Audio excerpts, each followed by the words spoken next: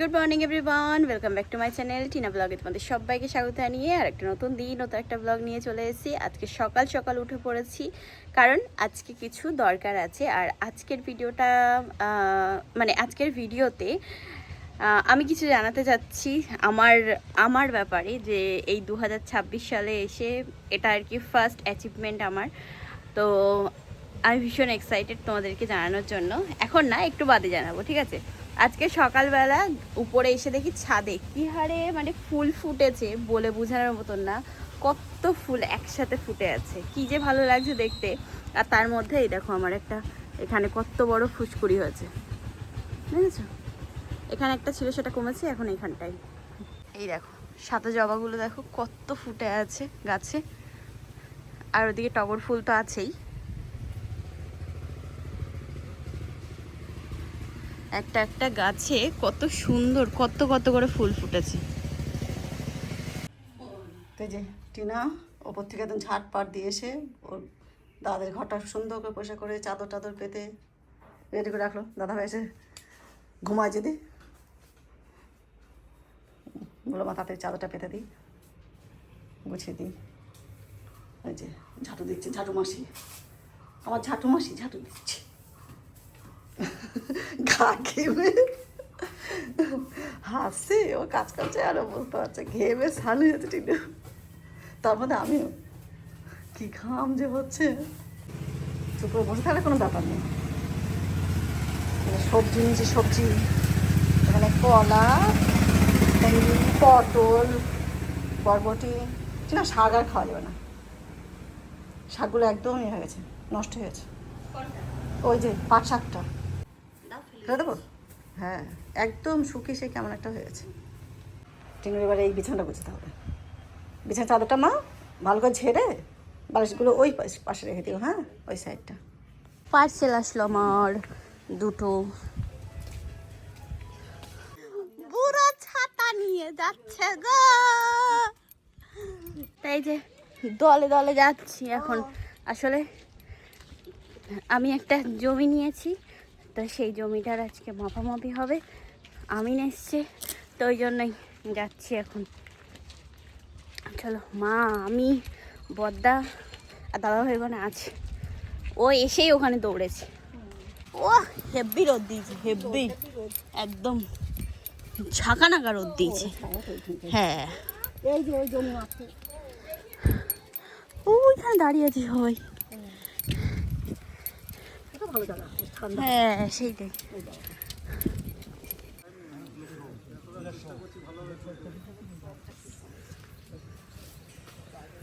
ওখানে আছে পিলার।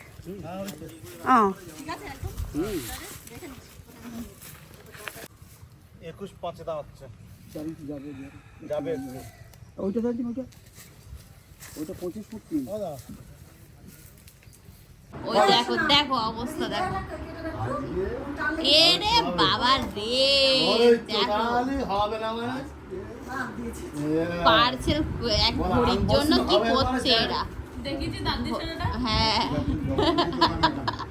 এটা কেনার পরে কি করছে, আসার পরে, সরি কেনার পরে বলছি।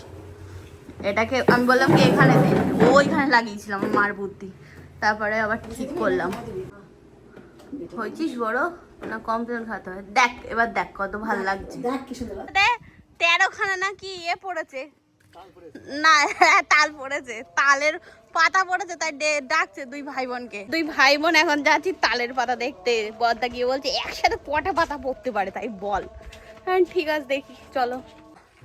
কাঁধে যেটা পড়ে থাকে সেটা সব পড়েছে, এতগুলো একসাথে পড়ে গেল বেগো, চামচিকে উড়ি বেড়াচ্ছে। হ্যাঁ, এর মধ্যে এই ক্যারেট কিনেছি, বড় ক্যারেট, ছোট ক্যারেট তো আমার বড় উনুন করবা ওই বাদামের হ্যাঁ, জন্য, বাদামের ভাজার জন্য। জন্য। এই যে স্নান করলাম, ফ্রেশ হলাম, চলো চলো যাই।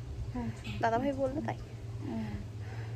বাবা কি গরম লাগছে, স্নান করে উঠো গরম লাগছে। তা সেই দুপুরের পর থেকে আর ব্লগটা কন্টিনিউ করা হয়নি, একটু আর কি ব্যস্ত হয়ে পড়েছিলাম। যাই হোক, এখন রেডি হয়ে বেরোচ্ছি, যাচ্ছি হচ্ছে আমার দাদার মালিকের বাড়িতে। কালী পুজোর নেমন্তন্ন আছে, তো আমাদের সপরিবারেই নেমন্তন্ন। তো এই আর কি বেরোবো এখন আমরা। আমি শাড়িটা পরেছি, মাও এই যে শাড়ি পরেছে, তো দুজনেই আর কি হ্যান্ডলুমের পরলাম, কারণ গরম তো, গরমে আর কি ইয়ে হচ্ছে। যাই হোক ফাইনালি মানে বোঝা যাচ্ছে যে আমি রোগা হয়েছি।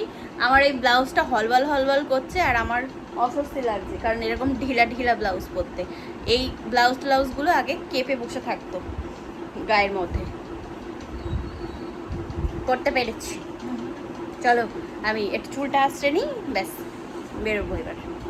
তাই যে আমি রেডি হয়ে গেছি, লাল কালো এই শাড়িটা পরলাম আর কাজল দিয়ে নিয়েছি। শাড়ি পরলে কাজল না পরলে আবার তোমরা এক্ষুনি বলবে যে একটু কাজল পরলে ভালো লাগতো, মুখটা বড্ড ফ্যাকাশে লাগছে, ওই জন্যই আগে ভাগেই পরে নিয়েছি আমি। যাই হোক চলো এবার জয় মা কালী বলে রওনা দিই। অনেকটা যেতে হবে হচ্ছে, কোথায় মা এটা? চককুলিয়া ডাঙ্গা। আচ্ছা চলো যাওয়া যাক। আমি ফার্স্ট টাইম, কারণ গত বছর যখন নেমন্তন্ন করেছিল দাদারা, তো তখন আমি ছিলাম না, আমি মনে হয় কে জানে, ও বসিরহাট ফ্ল্যাট না, হ্যাঁ তখন ওখানে ছিলাম। চলো তাহলে যাওয়া যাক। পুজোর জন্য নেবো তো মিষ্টি। হ্যাঁ ভাবলাম তালপুকুরটাই মিষ্টি নেবো, তো এইখান থেকে নিতে বলছে দাদা। এই যে মিষ্টিতে এখানে শুধু ইয়ে আছে, ক্ষীর কদম, তাই তো বলে, ও তো বসে গেছে ওখানে। হ্যাঁ আর ওই মা ওখানে বসে আছে টোটোতে। এই যে মিষ্টি কিনে এখন বেরোলাম, ঠিক আছে চলো যাই আমরা। এই দোকানগুলো বেশ ভালো লাগে, কি সুন্দর জল জল জল করে। এর থেকে বেশি ভালো লাগে হচ্ছে আমাদের ওইখানকার, তারা ওই দোকানটা খুব সুন্দর জায়গা দিয়ে যাচ্ছি আর কি। দিনের বেলা আসলে তাও দেখাতে পারতাম, এখন রাতের বেলা অতটা বুঝতে পারবে না। গ্রামের ভিতরে মানে আমরা যেরকম পরিবেশে থাকি ঠিক সেরকম।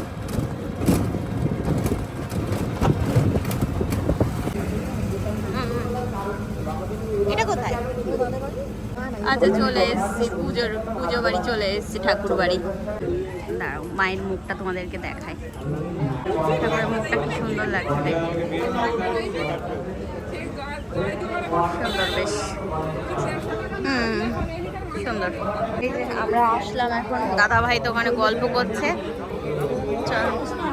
কি সুন্দর লাগছে প্রতিমার মুখ।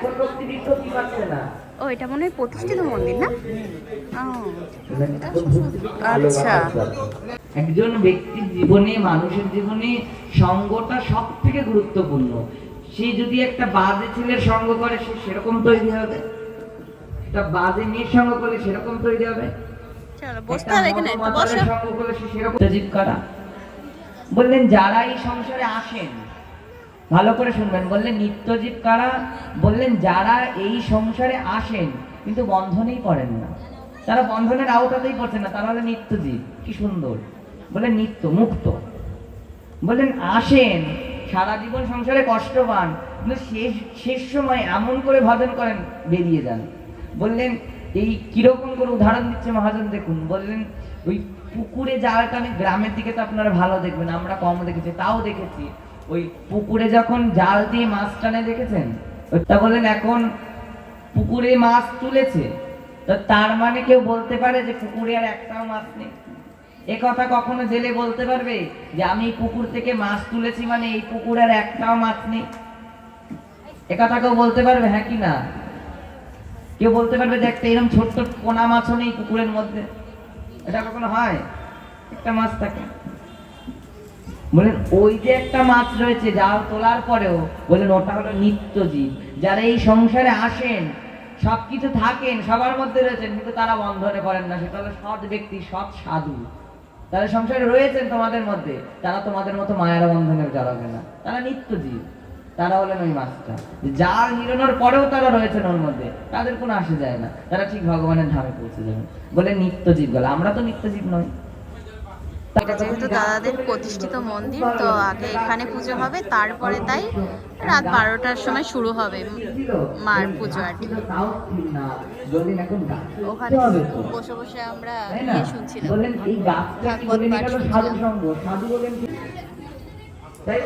ঠাকুরকে মালা পরাচ্ছেন। বলেন যখন গোবিন্দ চরণের সঙ্গে ভক্তি দ্বারা তোমাকে বেঁধে নেবে, তোমার আর চিন্তা থাকবে না। সংসারে যা হচ্ছে সব যা বলছে বলুক। আমার কোনো কিছু যায় আসে না, আমি তো কি সুন্দর করে নানা পরিয়ে দিল। প্রেমানন্দের ফল সাজতে গেছিল, এই যে সব আসলো এখন।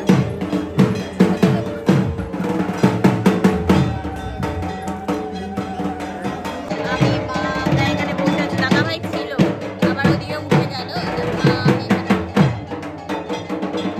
এখানে পুজো শুরু হলো। সরস্বতী নর্মদে সিন্ধু কাবেরী জলশিবী সরিদাঙ্কুরু কুরুক্ষেত্র গয়াগঙ্গা গোভাস পুষ্করাণি চ এতানি পুণ্যস্থানি তীর্থানি নম বাৎসরিক। এখানে গীতা পাঠ হয়ে তারপরে এখন এই যে খাওয়া দাওয়া চলছে, আর আমরা এখানে বসে বসে পুজো দেখছি।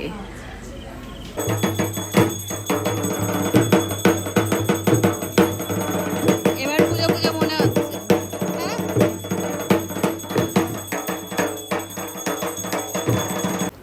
এই যে আমরা এখন খেতে বসলাম, আর আমার পছন্দের ঠাকুর মানে পুজো বাড়িতে খিচুড়ি আমার ভীষণ ভালো লাগে, তো দেখছি খিচুড়ি দিচ্ছে, বাহ মজা হয়েছে একদম। আমরা তিনজনে এদিকে বসেছি। আমাদের ইয়েতে খাওয়া দাওয়া হয়ে গেল, আমরা এখন এখানে বসে আছি, ওদিকে পুজো শুরু হয়ে গেছে। এবার আমরা বেরোবো, কটা বাজে 10:05 হয়ে গেছে। বেরোবো এবার আমরা, এগোবো বাড়ির দিকে। বদ্দার প্রসাদ আর কি নিতে বলেছিল, তো ওই জন্য বদ্দার জন্য প্রসাদ নিয়ে যাবো বলে বসে আছি, ওই দাদা দিচ্ছে বুঝিয়ে। এই যে পুজো তো হচ্ছে এখানে। আচ্ছা চলো আমরা এগোই আস্তে আস্তে। হ্যাঁ হ্যাঁ হ্যাঁ আসবো। আপনি যাবেন একটু ঘুরে আসবেন, আচ্ছা ওইটা সরাবে। এই যে এবার আমরা ওই অন্য নদীর ধারে রাস্তা দিয়ে যাচ্ছি, এদিকটা জল ভর, কি সুন্দর হাওয়া দিচ্ছে। রাস্তা ঠিক করছে। হ্যাঁ পোলট্রির চাষ তো মনে হচ্ছে এদিকেই হয়, দেখেই যাচ্ছি পোলট্রি পোলট্রি, খালি পোলট্রি আর পোলট্রি। এটাও সুন্দর। এই যে শুলকনির ঘাটে উঠলাম আমরা। হ্যাঁ গেছিলাম, দাদাভাই নিয়ে গেছিল। ও ও এই রাস্তা, বাহ আমাদের নদীর ধার দিয়ে কাছে তো এটা, তাই তো ওই তো হ্যাঁ ওই যে হেঁটে যে যাওয়া যাবে। জল এমনি চলে তাহলে? যাচ্ছে। বাহ চলে এসছি, এটা আমাদের নদীর ধার। তাড়াতাড়ি ও, ও, হ্যাঁ তাড়াতাড়ি চলে আসবে। চলে আসলাম, বাহ সুন্দর। আমরা গেলাম তালপুকুর দিয়ে, আসলাম হচ্ছে শুলকুনি হয়ে, নদীর ধার হয়ে ইছামতি নদীর হাওয়া খেতে খেতে চলে আসলাম। হ্যাঁ কি এই পাশ দিয়ে আসলাম? ও হ্যাঁ এই দিক দিয়ে তাড়াতাড়ি হলো।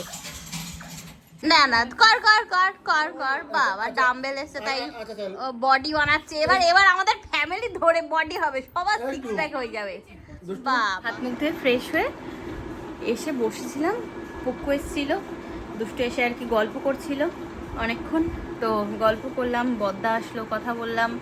তো সবাইকে যেতে বলেছিলাম, দুষ্টুর পড়ানো ছিল বলে ও গেল না, আর বদ্দা বললো যে দুটো বাড়ি আর কি ফাঁকা করে যাব না, তো তোরা যা গিয়ে ঘুরে আয়, আসার সময় একটু প্রসাদ নিয়ে আসিস। তো ওই জন্যই আর কি খিচুড়ি প্রসাদ নিয়ে আসলাম, সাথে করে বদ্দাকে দিলাম, তো বদ্দা বুকু দুজনেরই হয়ে গেছে।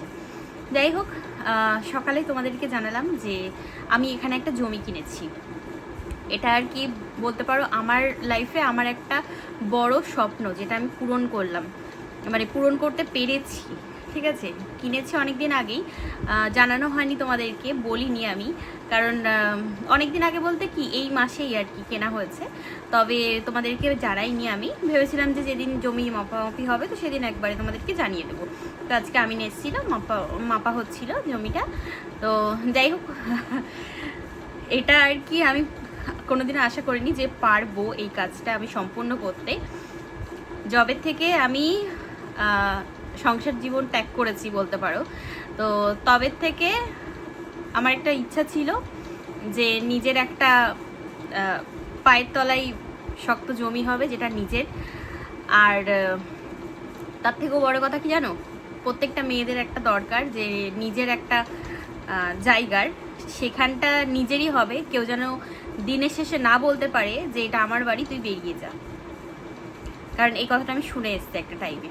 যাই হোক, এই 3টে বছরের মধ্যে 2টো বছর আমার একেবারেই বলতে পারো খারাপ গেছে। যেটুকু আমি ইনকাম করেছি, যেটুকু মানে আমি খেটেছি আর ইউটিউব থেকে আর্ন করেছি, সেগুলো সবই আমার চলে গেছে জলে। আমি এই যে জমিটা কিনলাম, এখানে আমি নিতাম হচ্ছে একটু টাউন সাইডে, তো ওগুলো একটু দামি পড়তো। তবে আমি 2 বছর ধরে যেটুকু জমিয়েছিলাম টাকা, সেই টাকাটা আমার তো মার চলে গেল পরে। যাই হোক, আবার সেই শূন্য থেকে শুরু করে এই একটা বছরের মধ্যে আমি আমার যতটা সামর্থ্য আছে সব কিছু দিয়ে আমি এই জমিটা নেওয়ার জন্য জমিয়েছিলাম। মানে এখানে হোক বা যেখানেই হোক একটা নিতাম, এরকম ডিসিশন নিয়েই আর কি আমি টাকা জমাতে শুরু করেছিলাম। আর তারপরে 1 বছরের মাথায় এসে, মানে গত বছর ফেব্রুয়ারি মাস, আর এই ফেব্রুয়ারি মার্চ এপ্রিল চলছে, এই মাসে এসে আমি ফাইনালি কাজটা করতে পারলাম। মানে আমার কাছে যে এটা আমি মানে কি পেয়ে গেলাম, সত্যি আমি কোনোদিনও ভাবতেই পারিনি যে এরকম একটা কাজ আমি কখনো করতে পারবো, আমার নিজের স্বপ্ন আমি পূরণ করতে পারবো। যাই হোক, যেটা স্বপ্ন ছিল, আশা ছিল, সেটা পূরণ হলো। সত্যি আমি ভীষণ হ্যাপি, তোমরা আশা করছি খুশি হবে। তো চলো আর বেশি কথা বলবো না, এরপরে বেশি কথা বললে আমি ইমোশনাল হয়ে পড়বো। তো আসছি কিছুক্ষণ বাদে। আমি মিশোর থেকে এই ডাম্বেলগুলো অর্ডার করেছিলাম, 3 কিলোর দাম নিয়েছে হচ্ছে 240 টাকা। তা এত সুন্দর এসছে আর কি, ভার বাপ রে, আমি এতটা আর কি ভাবতে পারিনি যে এত সুন্দর হবে। আর যাই হোক, বেশ ভালো লেগেছে। তবে ব্যাপার হলো, এটা যখন আমি এক্সারসাইজ করব তখন আমার হালুয়া টাইট হয়ে যাবে, তো আমি এটা পারবো না। তাই ভাবছি যে রিটার্ন করে নেব আর 2 কিলোর মাঙিয়ে নেব। এটা তো অসম্ভব ব্যাপার ভাই, অনেক ভার আছে, অনেক। তো ডাম্বেল দরকার ছিল, আর ভাবলাম, মানে ম্যামই দিয়েছিল আর কি লিঙ্ক, তো 3 কিলোর নিতে বলেছিল। বাট আমাকে লাগছে যে অনেক ওয়েট হয়ে যাবে, আমি তো পারবোই না, বাপরে আমাকে কমাতে হবে, আমি 2 কিলোই পারবো। ওতেই ঠিক আছে, চলো যা হবে দেখা যাবে, তাই না, যেটুকু রোগা হয় হবো। রাত হয়েছে বেশ অনেক, ঘুম পাচ্ছে চোখে আমার, মানে বিভৎস ঘুম।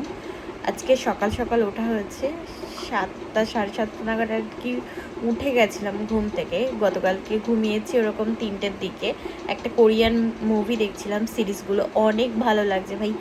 নেটফ্লিক্স আমি নিয়েছি সাবস্ক্রিপশন, ওখানে আসছে নতুন নতুন, তো এত ভালো লাগছে। আর এপিসোডগুলো মানে কোনোটার এপিসোড 16টা 20টা এরকম। আর ফার্স্টে না বুঝতে পারছি না, তবে দেখতে দেখতে দেখতে দেখতে এমন একটা হয়ে যাচ্ছে যে হ্যাঁ, মুভিটা না দেখে আর থাকতে পারছি, এরকমই ব্যাপার। যাই হোক, বেশ ভালো লাগছে। তো মুভিটা দেখতে দেখতে রাত 3টে বেজে গেছে, বুঝতেও পারিনি। সকাল সকাল উঠেছি, চোখে তো আমার ঘুম, চোখ জ্বালা করছে। এখন আর আমি পারছি না, এবার আমি ঘুমাবো। এডিট করছিলাম, ভিডিও এডিট করে নিলাম, আপলোড করে ঘুমিয়ে পড়বো। আগামীকাল সকালে ক্লাস নেই। আর ওখানে মানে ওই দাদাদের বাড়িতে গিয়ে ফার্স্টেই কোল্ড ড্রিঙ্কস দিয়েছিল, তো আর কি মান সম্মানের খাতিরে একটুখানি মুখে দিয়েছি, জাস্ট ঠান্ডা ঠান্ডা জিনিসটা খেয়েই ব্যাস আমার নাক আটকে গেছে। আজ 2 সপ্তাহ হলো মানে কোনো কিছু আমি নিচ্ছি না।